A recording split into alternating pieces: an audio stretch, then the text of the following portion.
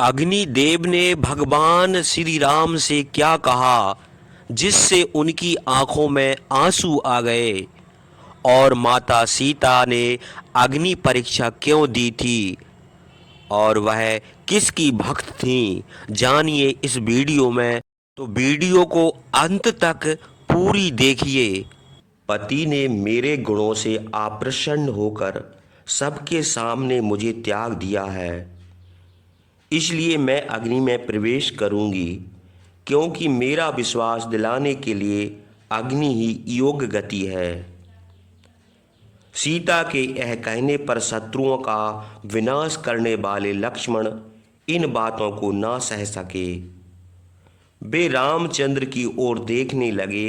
रामचंद्र की आकृति से, उनका अभिप्राय समझकर और उनकी सहमति से लक्ष्मण ने चिता बनाई।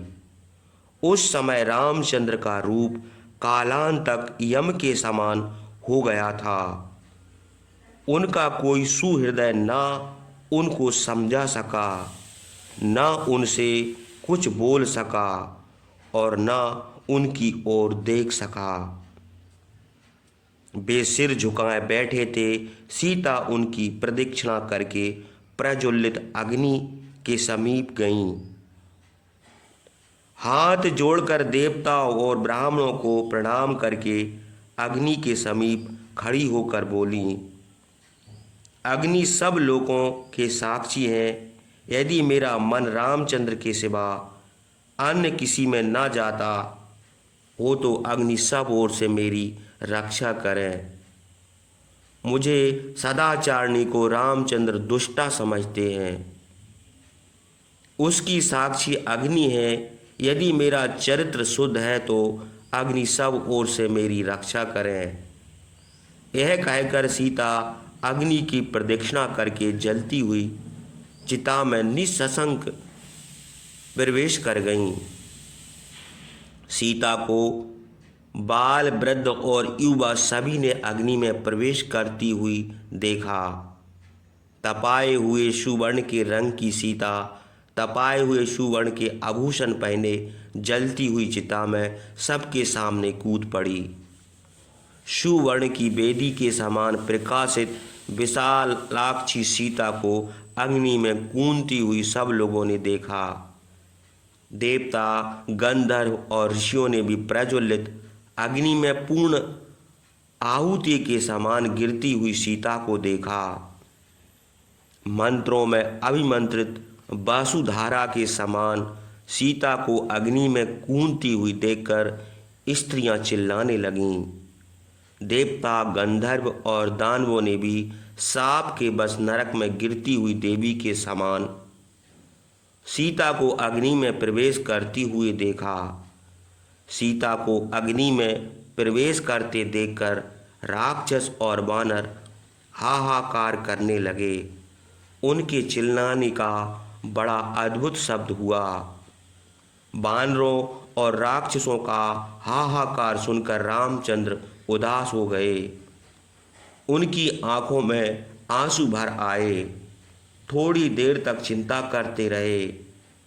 उसी समय कुबेर पितरों के साथ यमराज, सहस्त्राक्ष, इंद्र, जल के स्वामी वरुण, वृषध्वज, महादेव, सब लोगों के कर्ता ब्रह्मा, सब देवता सूर्य के समान चमकते हुए अपने अपने विमानों पर चढ़ कर लंका में रामचंद्र के पास आए। देवताओं को देखकर रामचंद्र हाथ जोड़कर खड़े हो गए।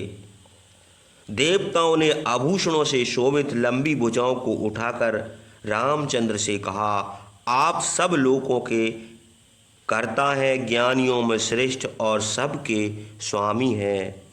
फिर आप अग्नि में प्रवेश करती हुई सीता की उपेक्षा क्यों करते हैं? आप देवताओं में श्रेष्ठ हैं। आप अपने स्वरूप को नहीं जानते। वसुओं में प्रथम वसु, ऋतुधामा आप ही हैं। तीनों लोकों के आदिकर्ता आप ही हैं। प्रजापति स्वयंभू आप ही हैं। रुद्रों में आठों रुद्र, साध्यों में पांचों साध्य आप ही हैं। आप वैराट स्वरूप हैं। अश्विनी कुमार आपके कान और सूर्य चंद्रमा आपके नेत्र हैं। सृष्टि की आदि मध्य और अंत में केवल आप ही विद्यमान रहते हैं। हे परंतम, फिर साधारण पुरुष के समान आप सीता की उपेक्षा क्यों करते हैं? लोकपालों के यह कहने पर सब लोगों के स्वामी धर्मात्माओं में श्रेष्ठ रामचंद्र ने कहा, हम तो अपने को मनुष्य समझते हैं, महाराज दशरथ के पुत्र हैं, किंतु हम जो कुछ हों और जहाँ से आए हों वह सब आप बताइए। रामचंद्र के ये वचन सुनकर ब्रह्मा ने उत्तर दिया, हे सत्य पराक्रम, हमारे सत्य वचन सुनो। आप साक्षात नारायण हैं, चक्र धारण करते हैं और सब कुछ करने में समर्थ हैं।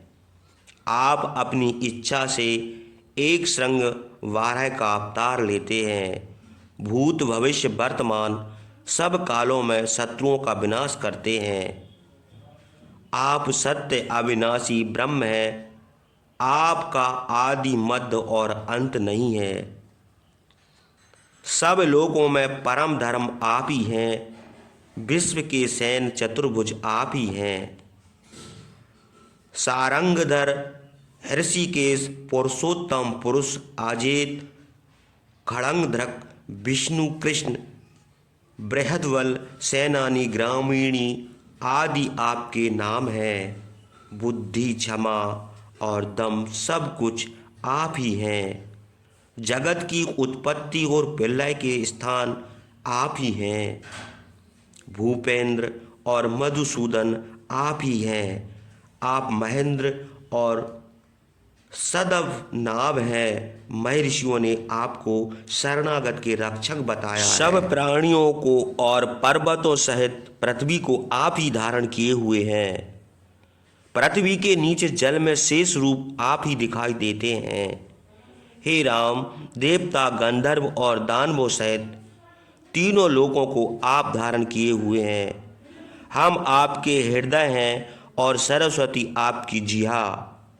देवता आपके रोम है, आपके पलक मारने से रात होती है और पलक खोलने से दिन होता है। वेद आपसे ही उत्पन्न हुए हैं।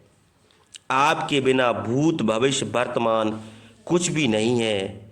जगत में जो कुछ दिखता है वह सब आप ही हैं। यह संपूर्ण जगत आपका शरीर है। पृथ्वी इस तरता है, अग्नि आपका कोप है, चंद्रमा आपका हर्ष है। आप ही ने त्रिविक्रम का रूप धारण करके तीनों लोकों को 3 पग से नाप लिया था। महासुर बाली को बांधकर आप ही ने इंद्र को राजा बनाया था। सीता लक्ष्मी का रूप है और आप प्रजापति विष्णु का अवतार है। रावण का वध करने के लिए मनुष्य का रूप धारण करके पृथ्वी पर आए हैं। हे धर्मात्माओं में श्रेष्ठ रामचंद्र, रावण का वध करके आपने हम लोगों का कार्य किया है। अब आप देवलोक को चलिए। हे देव, आपका बल, वीर्य, पराक्रम निष्फल नहीं होता। आपकी स्तुति और आपका दर्शन भी निष्फल नहीं होता। जो लोग आपके भक्त हैं वे कभी निष्फल नहीं होते।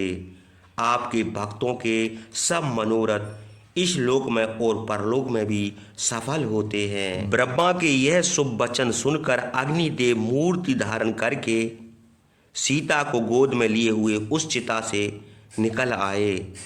चिता में प्रवेश करते समय सीता का जैसा स्वरूप था वैसे ही रूप अग्निदेव की गोद में सब लोगों ने देखा।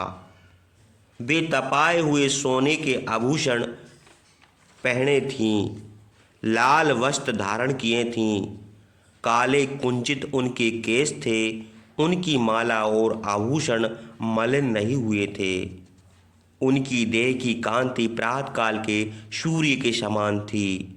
सब लोगों के साक्षी मूर्तिमान अग्नि ने गोद में सीता को लेकर रामचंद्र को दे दिया और उनसे कहा, हे रामचंद्र, यह सीता आपकी है। मन से, वचन से, बुद्धि से अथवा दृष्टि से किसी प्रकार का भी पाप इन्होंने नहीं किया।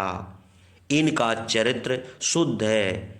इस सदाचारिणी ने आपके सिवा और किसी में मन नहीं लगाया। आपकी अनुपस्थिति में बलवान राक्षस रावण इनको निर्जन वन से हर ले गया था। यह बेचारी विवश थी, उसने अंतःपुर में बंद कर लिया था। भयानक राक्षसियां इसकी रखवाली करती थीं, किंतु इसका चित्त सदा आप ही में लगा रहा।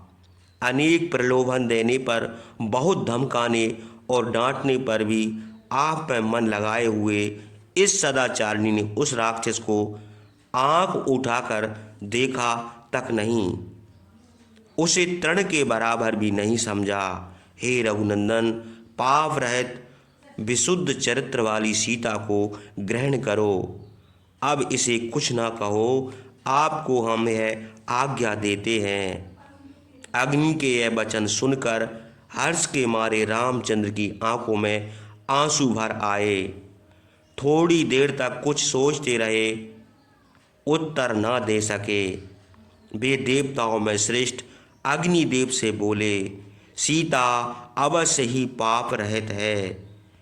इनके समान चरित्र और कोई स्त्री तीनों लोकों में नहीं है। रावण के अंतःपुर में ये बहुत दिनों तक रहीं, इसलिए इनको शुद्ध किए बिना यदि हम ग्रहण कर लेते हैं तो सब लोग हमको यही कहते कि दशरथ का पुत्र राम कामी और मूर्ख है। हम भी जानते हैं कि जनक नंदिनी सीता सदा हमारे अनुकूल रही है और हम ही में मन लगाए रहती है। हमने लोगों के विश्वास के लिए अग्नि में प्रवेश करती हुई उनकी उपेक्षा की है।